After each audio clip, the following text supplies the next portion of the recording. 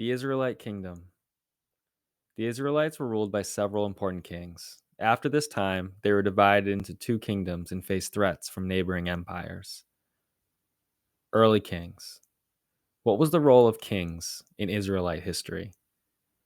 By 1100 BC, the Israelites had settled much of the land of Canaan. They developed a prosperous culture, creating an alphabet and a calendar based on Canaanite ideas. Yet one powerful enemy, the Philistines, remained. When the Philistines moved inland from the Mediterranean Sea, they came into conflict with the Israelites. Many Israelites called for a king to unite the 12 tribes and lead them in battle against the Philistines. Saul, the first king. According to the Hebrew Bible, the Israelites asked the judge Samuel to choose a king. Samuel, though, warned that a king would tax them and enslave them. The Israelites, however, still demanded a king, so Samuel chose a young man named Saul. Samuel anointed Saul as king, pouring holy oil on him to show that God had blessed him. Under Saul's leadership, the Israelites won many battles against the Philistines. With each victory, Saul gained greater fame. Later, however, Saul lost the support of his people. According to the Hebrew Bible, Saul disobeyed some of God's commands. God then instructed Samuel to choose and anoint another king. Samuel chose a young shepherd named David. Even before he became Israel's king, David had won praise for his bravery. The Hebrew Bible provides an account of David and his victory over Goliath, a giant Philistine warrior. In a bragging fashion, Goliath dared any Israelite to fight him one on one. Young David stepped forward with his shepherd's staff, a slingshot, and 5 smooth stones. With a heavy spear in hand, Goliath rushed forward. David hurled one stone straight at the giant's forehead. Goliath dropped dead. Impressed by David's skill, King Saul placed his army under David's command. As David won more and more victories, the women of Israel sang his praises. Saul has slain his thousands, and David his tens of thousands.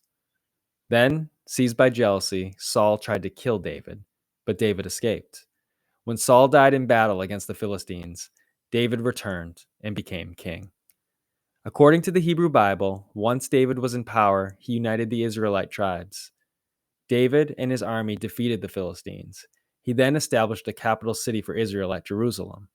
The Israelites built their capital in the hill country away from the coast. A fine musician and poet, David is believed to have written many of the sacred songs found in the Hebrew Bible's book of Psalms, also found in the Christian Bible. One of the most famous is Psalm 23, which begins, "The Lord is my shepherd, I shall not be in want. He makes me lie down in green pastures. He leads me beside quiet waters. He restores my soul. He guides me in the paths of righteousness for his name's sake." Psalm 23, 1-3. Under David's rule, the Israelites enjoyed prosperous times. Farmers cultivated the tough, dry lands by building terraces on steep hillsides. Terraced fields are strips of land cut out of a hillside like stair steps. Terraces prevented soil from washing down the hillsides when it rained. After David's death, the Israelites honored him as their greatest king, as do Jews today. King David's son Solomon became the next Israelite king around 970 BC. Through trade and treaties with other peoples, Solomon brought a long period of peace to the region. He constructed many cities and, according to the Hebrew Bible, built the first temple in Jerusalem. Built of fragrant cedar wood and costly stone, Solomon's temple, also called the First Temple, held the Ark of the Covenant and other sacred objects.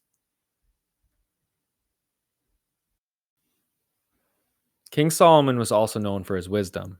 He is believed to be the author of Proverbs, or wise sayings that are recorded in the Hebrew Bible. Solomon shared his proverbs in hopes of helping his people. Whoever walks in integrity walks securely, but whoever takes crooked paths will be found out. Proverbs 10:9. Despite Solomon's accomplishments, many Israelites turned against him. They did not like working on his building projects or paying the high taxes he demanded. After Solomon's death around 922 BC, the Israelites entered a troubled period in their history. Deep disagreements split their kingdom.